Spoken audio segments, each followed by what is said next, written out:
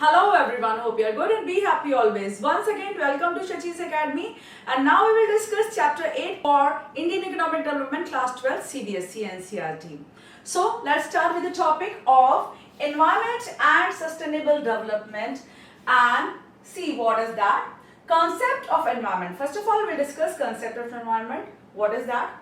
Environment is defined as all those conditions and their effects which influence human life. See, when we sustain our life, when we live our life, we are impacted or affected by so many phenomena like natural phenomena, trees, plants, air, animals, flowers, everything, and your physical phenomena, physical elements like your mountains, air, water, everything. So we are impacted by so many elements of environment, and that is how our quality of life is defined and determined.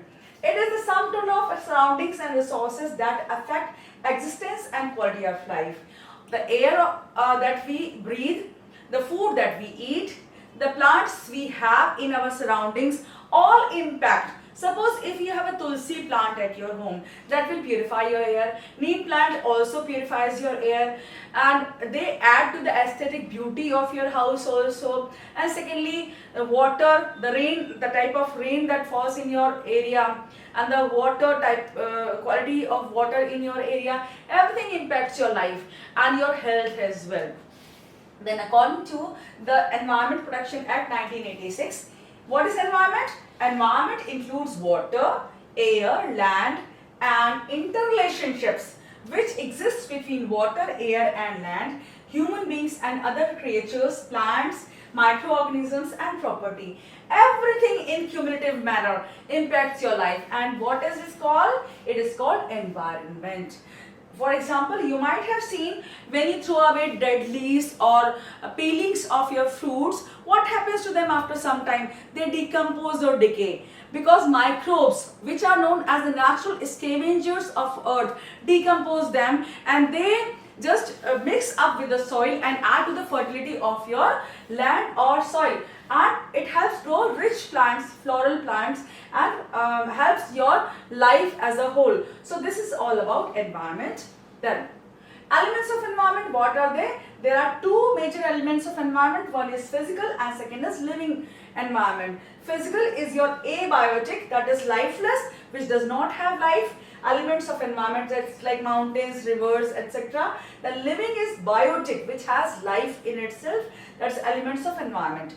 Life are having trees are having life. Your plants, flowers, your fishes, your animals, all are having life. Then physical elements, what are they? Include air, water, land, soil, climate, mountains, minerals and all other resources which nature has provided to us as free gifts. Physical environment or abiotic, which does not have life. Mountains do not have life, minerals do not have life. All these are physical.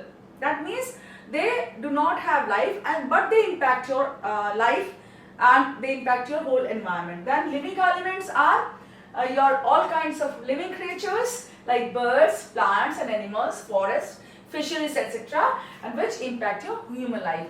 Both of them physical or you can say abiotic, and living elements or biotic impact your life. They are important elements of your environment.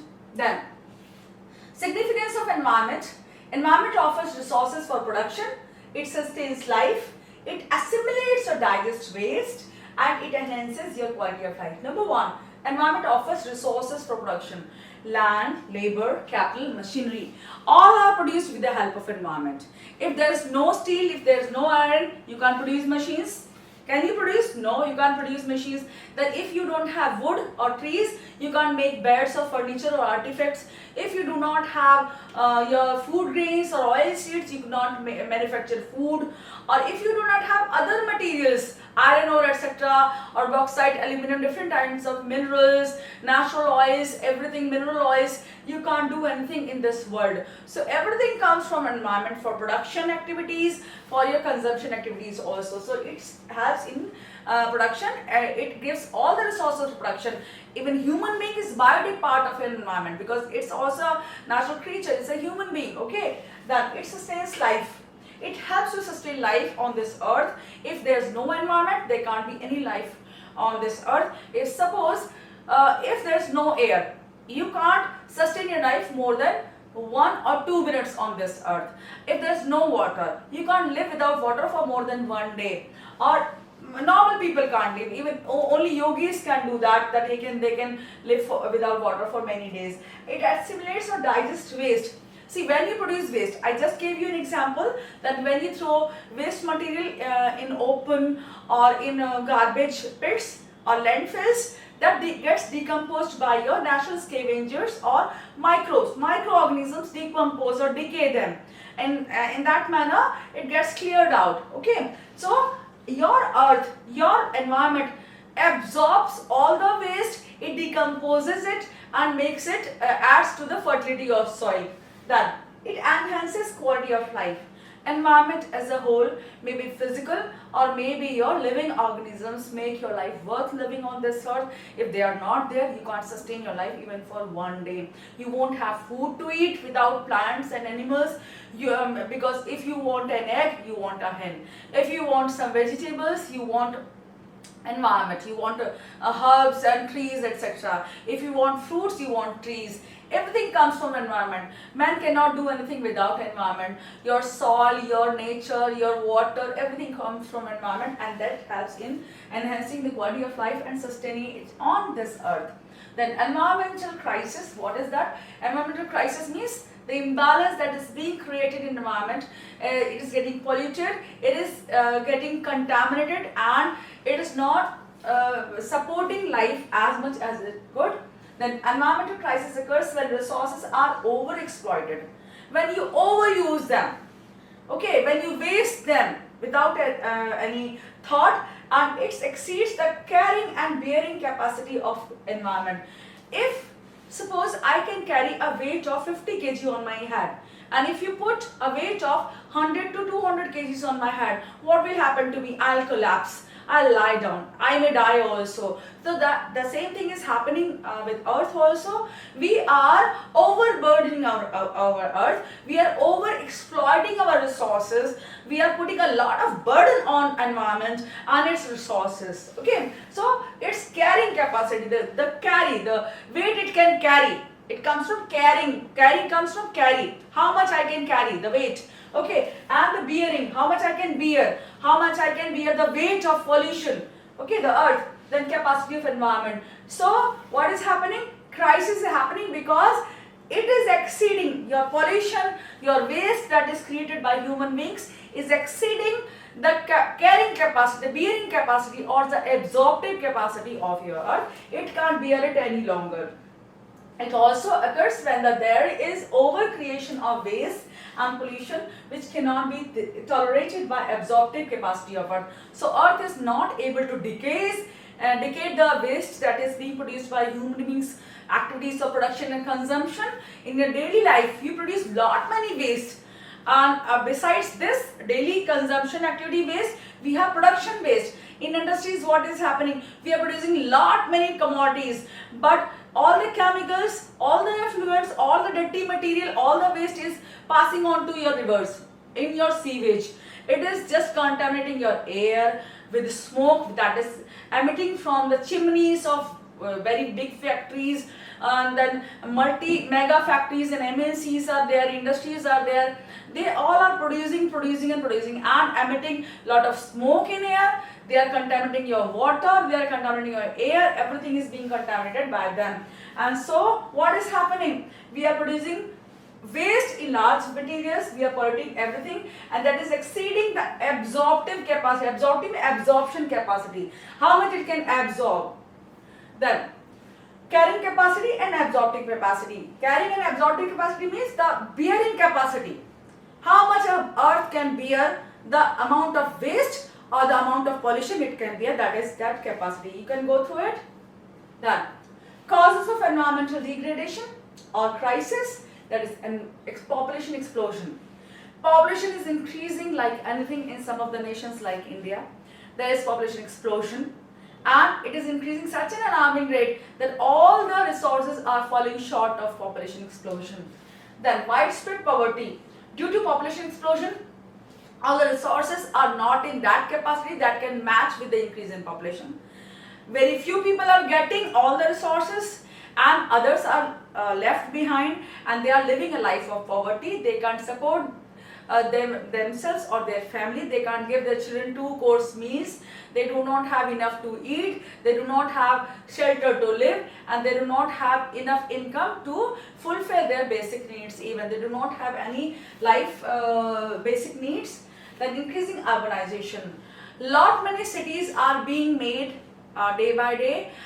Buildings are coming up, and in your urbanization cities, new cities are coming up, townships, projects are being undertaken by government, by private sector, by builders. Lot many buildings are coming up in cities, and that is how, due to urbanization, due to creation of cities and townships, what is happening? A lot of burden is being created, but a lot of burden is being imposed on your earth, on the basic capacities of the earth. Like when you have a building in your area, when some builder builds a building, it needs water supply, a 24-hour water supply, 24-hour electricity supply. Then all the shops will come up over there, township will happen over there, and lot many other buildings will come up there, and people will start living there, and that will create a lot of waste, solid waste, liquid waste, and other sewage will pass into your rivers. So that urbanization is creating a lot of pollution.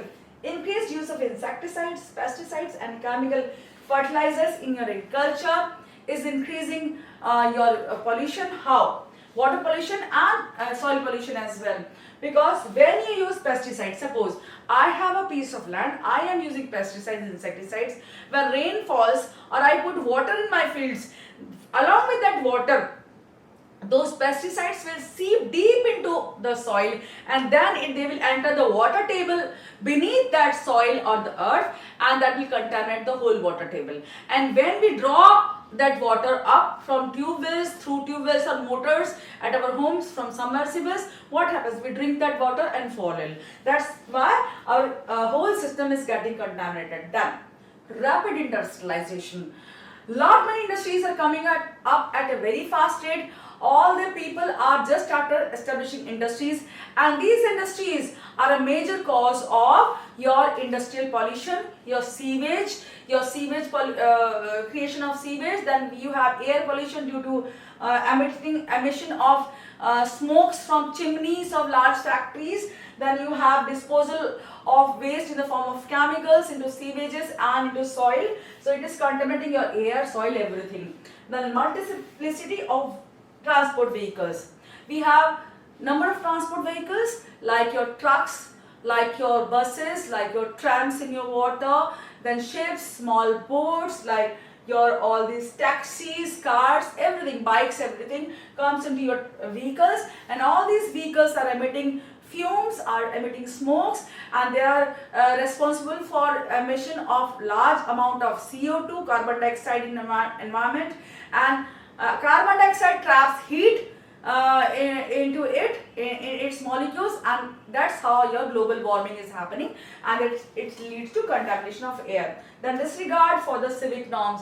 All the civic norms are not being followed by people in general, and that's how your pollution is increasing day by day, and environmental crisis is happening. Then global warming. What is that? It is a situation referring to gradual but consistent increase in global temperature that occurs due to environmental pollution and deforestation. So two causes are deforestation and environmental pollution. You all understand this?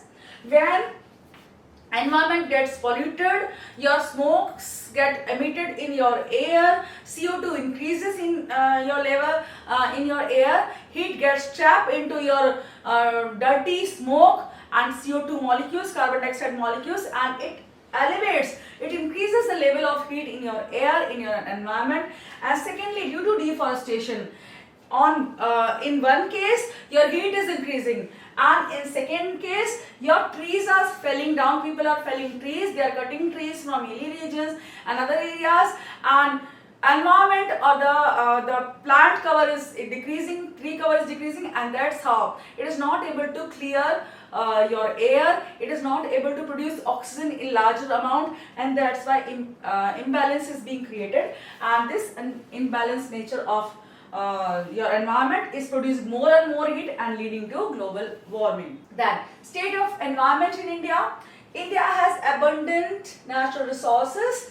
The Indo-Gangetic plains are the most fertile regions in the world, suitable for cultivation of food crops. So, Indo-Gangetic plains means the North Indian plains that you refer to. It has the most fertile soil of the world, which is good for cultivation of every type of crop, because Ganges river, which flows down from rivers, mountain areas and hilly regions, it carries down all the soil, all the nutrients from mountainous regions, and that settles down in your plains of India, in your northern plains, and it leads to increasing fertility of soil of that area and leads to high production of food crops. Then, the black soil of the Deccan Plateau is suitable for the cultivation of cotton. So Deccan Plateau is famous for cultivation of cotton. Why? Because Deccan Plateau has black soil and it helps in cultivation of cotton. It's good for cultivation of cotton. Kapas in Hindi we call. India's forests support a plethora of floral and faunal biodiversity. We have large variety of plants, herbs, shrubs, flowers, everything. That's flora, that means flowers, and then faunal, all the animal variety. We have all the types of different animals, animal cover in our India, and we have different wildlife sanctuaries, and all type of animals are found in India. Although they are becoming more and more endangered in India, but we have a lot of biodiversity in India. The country has rich deposits of bauxite, copper, chromate, diamonds, gold, lead, lignite, manganese, zinc, uranium, and accounts for nearly 8% of the world's total iron ore reserves. So nearly 1/10 of iron ore reserves of the whole world are found in India, and it is rich in natural resources of all kinds. All the minerals, all the ores of all kinds are found over here, and mineral oil is found over in India. So it is rich in natural resources, it is rich in fertility of soil, and it's good for everything. Done. Pressure on environment of India. Although India is rich in natural resources and other mineral resources, but there is huge pressure of population on India, on Indian assets of your natural abundance. Then India is the habitat of nearly 18%. That means almost 1/5 of the world's population. That means 1/5 of world's population lives in India. Then, but just occupies only 2.5%. See the comparison. 18% of population is living only on 2.5% of land cover. Okay, India shares only 2.5% of world's geographical area. So it is very less in comparison to the population it supports in India. Then pressure of population has diminished the value of abundance of resources. Although we have a large number of resources in India, but we do not have enough land that we can support population of India. Then we have due to which nearly 21.9% of the country's population is surviving below poverty line, struggling for food, clothing and shelter. That means nearly more than 1/5 of our population is living poverty line. It does not have enough food, it does not have shelter to cover its head and live a decent life, it does not have proper clothing, and they can't afford 2-course meals or 2-time meal for their life. So their life is pathetic. They're living a very low life in India. So that is how our natural resources are not enough to support our population. That is the gist of this.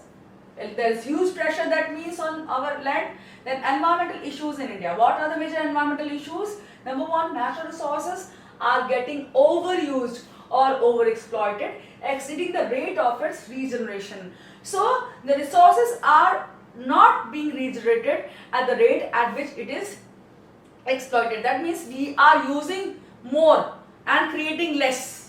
That means we are growing less trees and cutting more trees. We are using more food, but we are producing less food. We are using more of everything. Why? Because we are huge in numbers.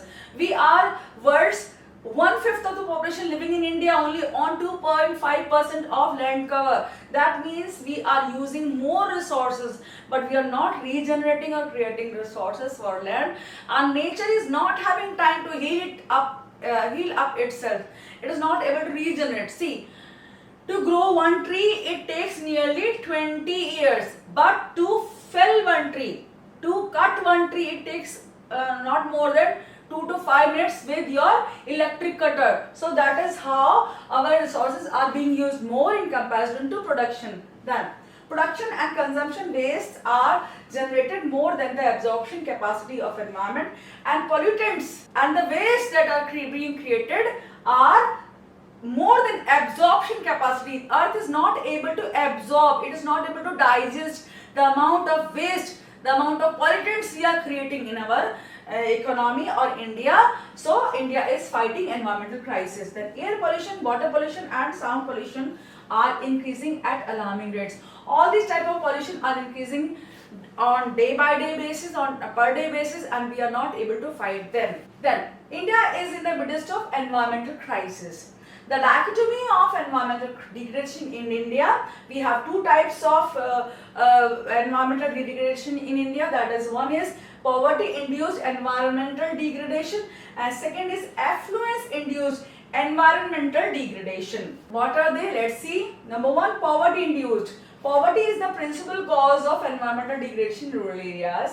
It occurs due to tree felling activities in rural areas for livelihood. Second, tree felling leads to deforestation and environmental degradation. People in rural areas are poverty stricken. They are not living a decent life. They do not have enough money to live their life. What will they do? They will go to the forest, straight to the forest. They will cut a tree, they will sell that wood in the market and eat some food and provide for their children and wife and all the family members. What is happening over here? To quench their thirst and fire of their belly, they are cutting trees. That means their poverty is leading to deforestation. Secondly, tree felling leads to deforestation and environmental degradation. So this tree felling is leading to degradation of environment due to deforestation, because if deforestation occurs, landslides will happen. You can't have any vegetation, animals will die or run away, and vegetation will be destroyed or hampered. In that manner, your pollution or environmental degradation is happening. Then, affluence induced environmental degradation. Expanding production. Affluence means you are producing more and more, you are growing industrially, you are establishing more and more industries and producing more, and that's how industrial waste is being created. Then pollutants are being emitted into your air, you are contaminating your air, you are making your air impure by emitting smoke. You might have seen industries. In those industries there are large chimneys. Out of those chimneys you might have seen smoke, okay, coming out of them. And that smoke contaminates your air. It adds to the contaminating nitrogenous, all the nauseous gases, carbon dioxide and other different types of gases which pollute your air, which reduces the quality of your air and reduces the quality of your life as well. The industrial smoke is polluting the air, industrial waste is polluting the water, and the sewage and the chemical waste which gets into sewage and that gets poured into your rivers, it's contaminating your water also, polluting your water. Then expansion of vehicular traffic. We all have vehicles at our homes normally. The middle class and the rich class do have vehicles. Even the people who are not in the lower middle class have one or two bikes at their homes or different types of vehicles. Then we have transportation vehicles, we have ships, we have aircrafts, we have aeroplanes, we have trams, we have all types of vehicles and transportation vehicles in India. So all these vehicular traffic is creating a lot of noise pollution, besides contributing to air pollution and global warming. Why? Because they produce CO2, they produce other polluting gases and release them into air, and air gets polluted and the heat gets trapped into your CO2, carbon dioxide, and it increases the temperature of your environment and leads to global warming and depletion of ozone layer. Principal concerns of environmental degradation in India. What are the principal concerns or the worries that are associated with environmental degradation in India? Number one is degradation of land. Our land is getting degraded day by day, and it's a principal concern in India. Second is air pollution. Even air is getting degraded day by day, particularly in the form of vehicular pollution in urban areas. Then comes your water pollution and management of fresh water, loss of biodiversity, and then solid waste management. These are the principal issues that are attached or associated, connected to your degradation, that is environmental degradation in India. Degradation of land. Let's discuss them one by one. Number one is land degradation. What is that? Degradation of land means loss of fertility or loss of productivity of land, which occurs due to inappropriate or bad land use or land management practices. See, you might have seen in villages that how cultivation is being done. Cultivation is majorly done with the help of insecticides, pesticides and other modern techniques. But these modern techniques are taking all the soil cover from, all the mineral cover, all the fertility cover from these soils, and it is contaminating the land, plus it is contaminating water and the air which is surrounding it. India is the habitat of 18% of the world's population. So India is home to 1/5 of the world population. That means 1/5 of the population of whole world, residents of the world reside in India. 20% of the world's livestock, just like buffalo, cow, cattle, etc., live in India. 20%. That means again 1/5 of the world livestock resides in India, but covers only 2.5% of land, world's geographical area. So here we have livestock, that is 20%, and nearly 20% of human population that resides in India, but we have very less very less length of geographical extent of geographical cover or geographical land in India. That is only 2.5%. That means in comparison to the people and animals we have in India, we have very less land in our nation, in our share. This leads to an intensively competitive use of land for the purpose of forestry, agriculture, human settlements and industries. See, where we have less land, there is competition for the use of land. That means people who want to set up industries on land, they will compete. People who want to do agriculture, they will compete for land. Some people want to build cities and townships or buildings on them for residential purposes, they will also compete. So here in India, competition of land is very fierce and people normally compete for land. Why? Because land is very less in comparison to the needs that Indians have pertaining to their different needs and lifestyle requirements. So here what is happening? Due to competitive use of land, due to over farming, due to deforestation, due to large number of people and animals living in India, land of India is getting degraded, and these are the principal causes. Okay, then causes of environmental degradation. Number one is excessive grazing leading to loss of vegetation. When we have large number of animals in India, they will graze somewhere, they will have to feed themselves or not. When they graze on open lands, on highlands, on grazing lands, they eat away all the vegetation. So overgrazing of land leads to loss of vegetation in India. Then erosion of soil caused by tree felling. People normally recklessly fell trees in your villages, in rural areas and in your hilly regions. So what is happening? Large number of trees are felled every day, and due to that it causes soil erosion. Why? Your trees have the capacity to bind land with their roots. The roots of tree bind the land and the soil. When you fell the tree, when you cut a tree, you have to remove all the roots, etc., and then soil becomes loose. And when soil gets loosened up, when rain falls on that loosened land, it gets flowed away. It gets away with the rainwater, flowed away with the water. So what happens during floods, during rains? This land is removed, this soil cover is removed from land. Then shifting cultivation leading to deforestation. What is shifting cultivation? When a plot of land loses its fertility, it is abandoned. People leave that land and loses its fertility. It is abandoned and cultivation is shifted to the other plot of land.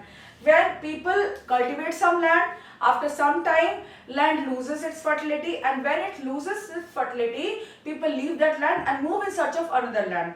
When they go to new forest, they will clear that forest, they will fell trees again, they will cut the trees of that hilly area or that land, and then they will start cultivation over that. Then again, when that soil also gets less fertile, or it's no longer appropriate for cultivation, they will leave that land also, again move to another land. So in that manner, they keep on moving, keep on cultivating newer lands and keep on cutting trees. So this shifting cultivation is the major cause of deforestation and land degradation.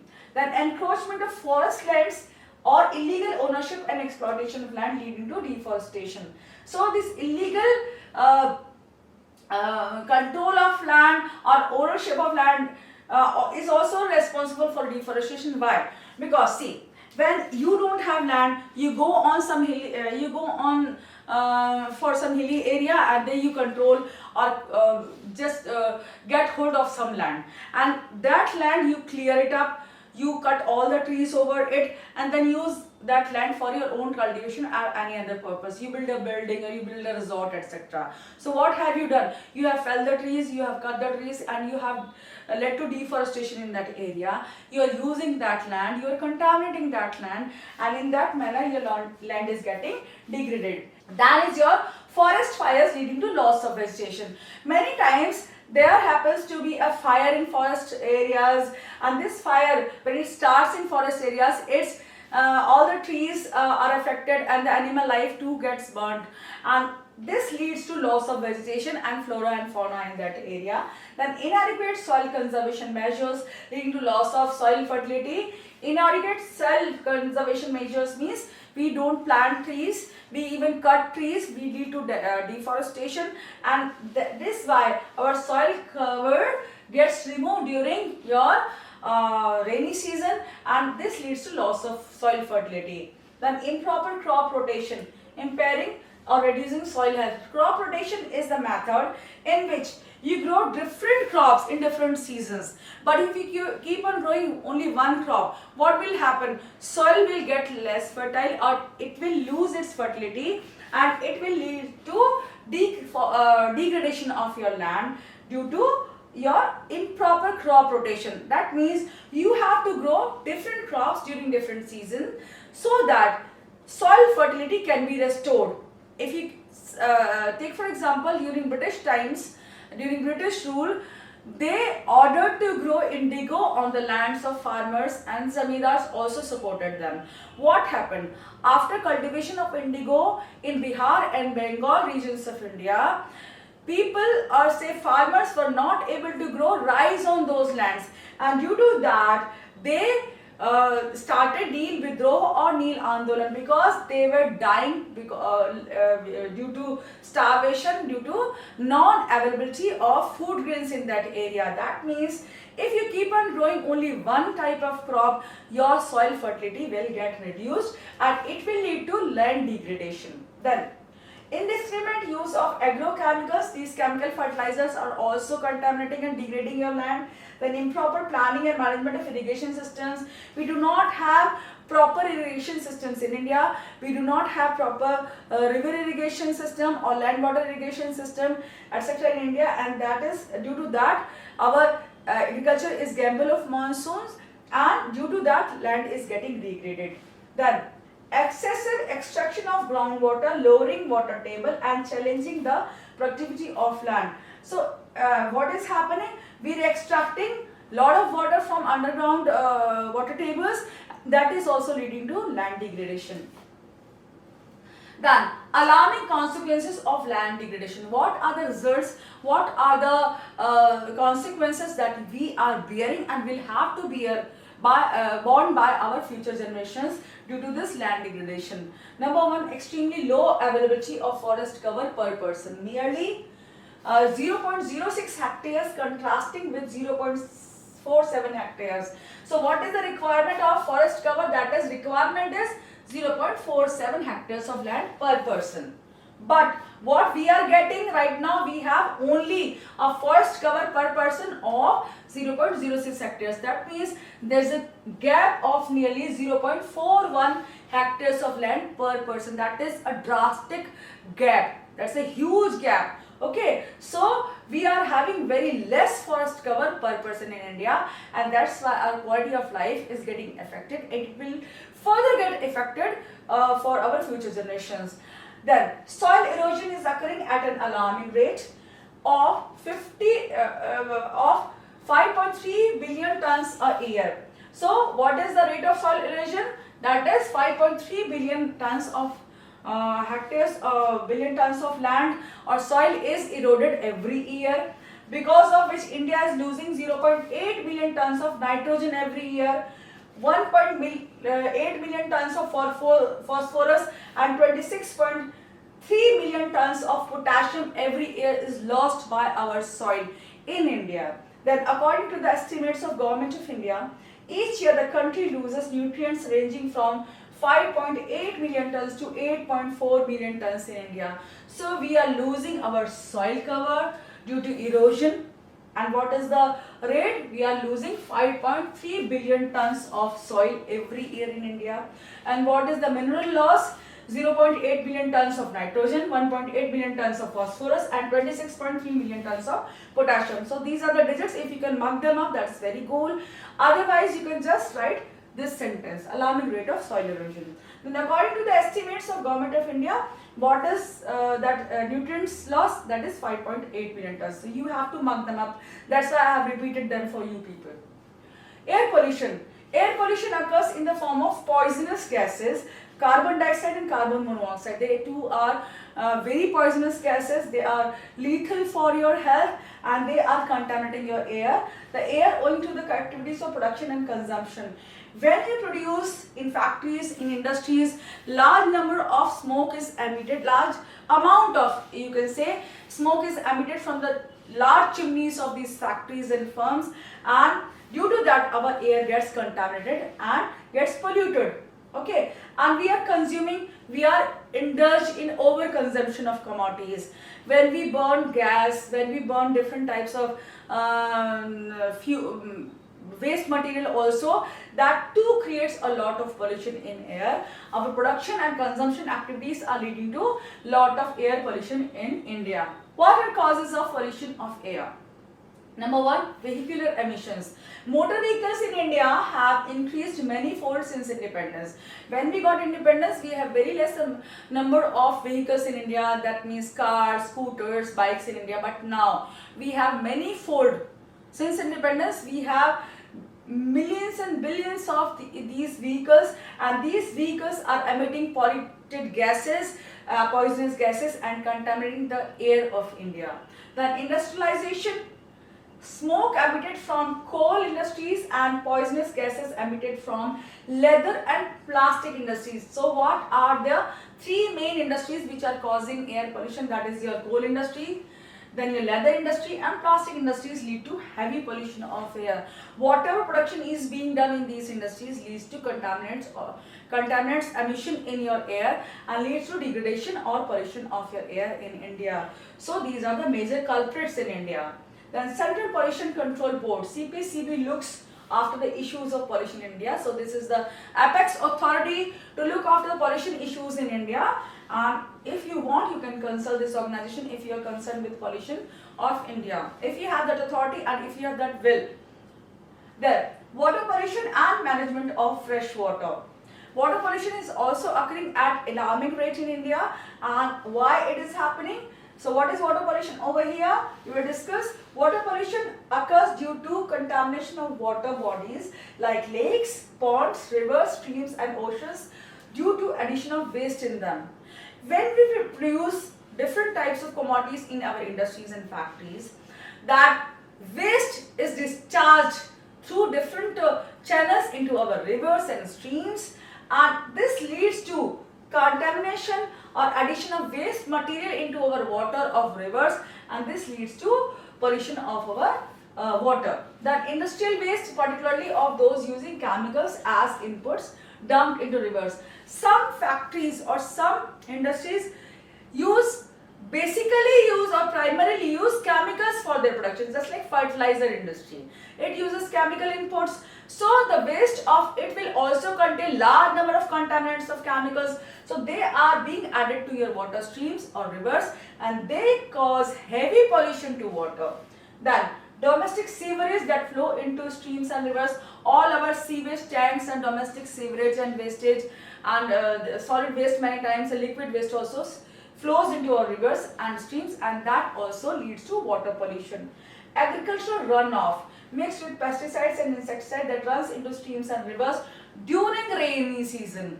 When rain happens or rain occurs during rainy season, the upper layer of soil from agricultural land which contains your pesticides and insecticides gets flowed away into your rivers, and that also causes your contamination of water.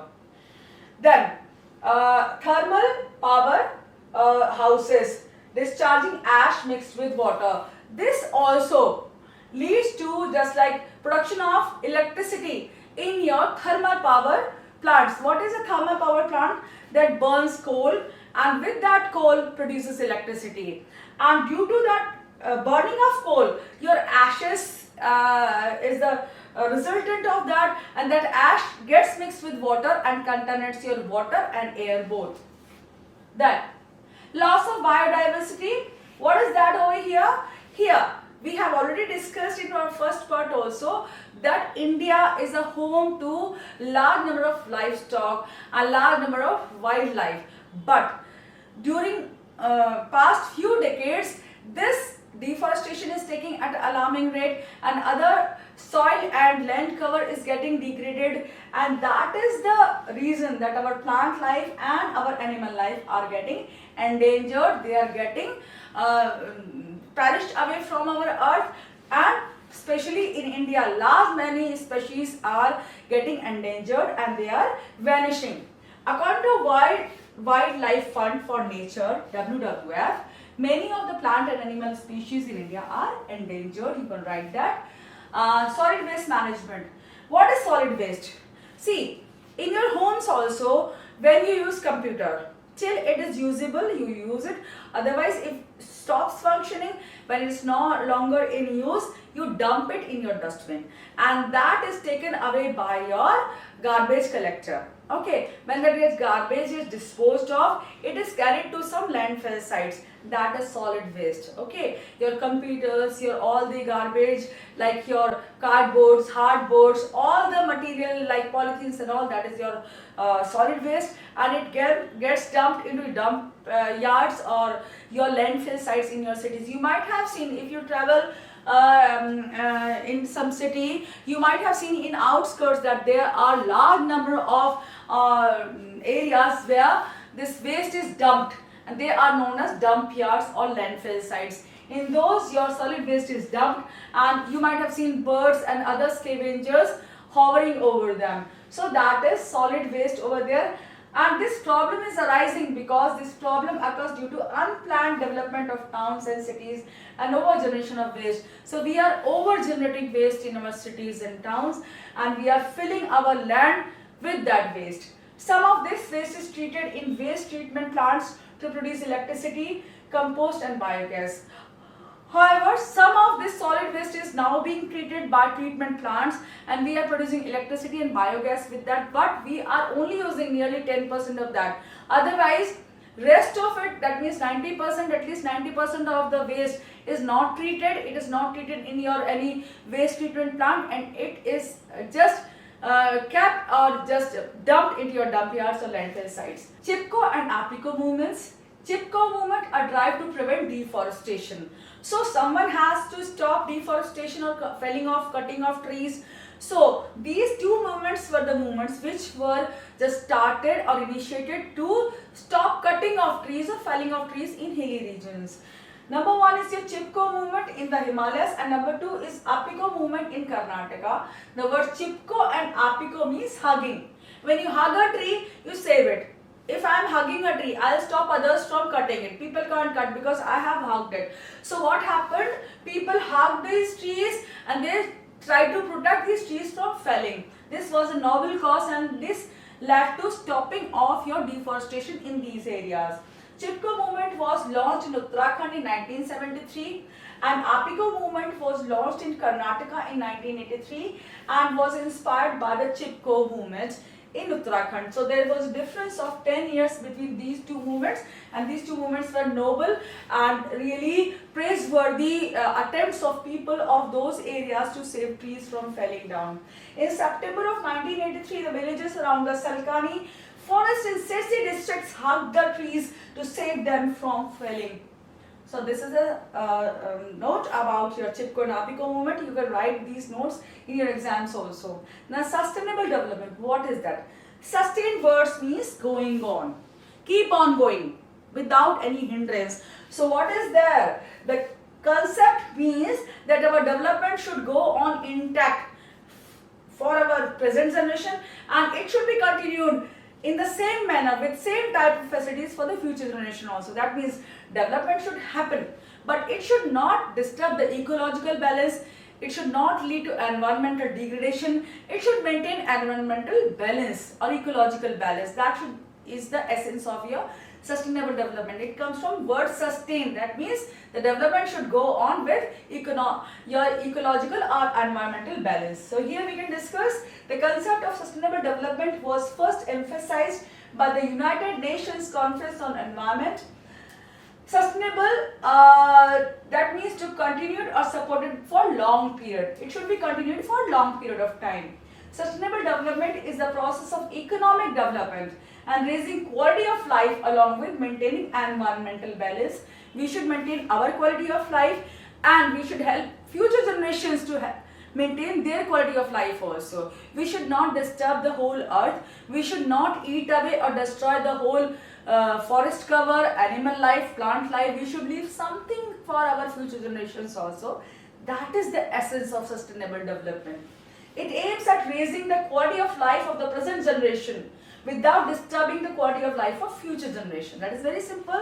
Then here to understand, then Brundtland Commission in 1987 described sustainable development is your, that means the need of the present generation without impairing or reducing the ability of future generation to meet their own needs. So we should meet our own needs, but we should leave something for future generations so that they can also live life just like we are living at least. They should have everything. They should have trees, they should have fresh water, they should have fresh air to breathe. Everything they need to have should be intact for that. We should not disturb everything and take away any chance from our future generations.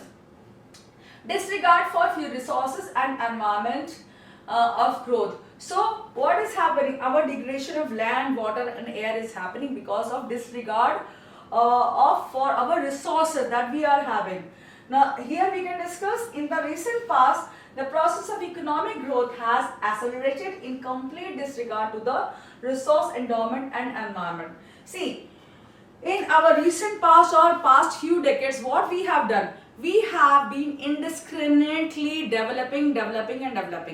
We have been establishing industries, we have been starting new factories, but we have never thought even once what will happen to our earth, what will be the effect on our land, water or air. So this thoughtless growth is leading to degradation of land, water and air, and it is ultimately moving towards destruction of whole earth, towards the whole habitat of earth, environment of earth. So that is leading to your whole environmental degradation. We have never thought what resources we have and how we have to use. That is complete disregard to the type of resources we have on our earth. See here, diverse crops grown on land is the first reason have led to fall in soil fertility. So fertility of soil is decreasing, diminishing day by day. Why? Because we are growing n number of crops on them. Crops which even can't be grown on our soil, we are growing them by modern technologies. So that is taking a toll on our fertility of soil, that is playing havoc for our environment of India and even for whole earth as well.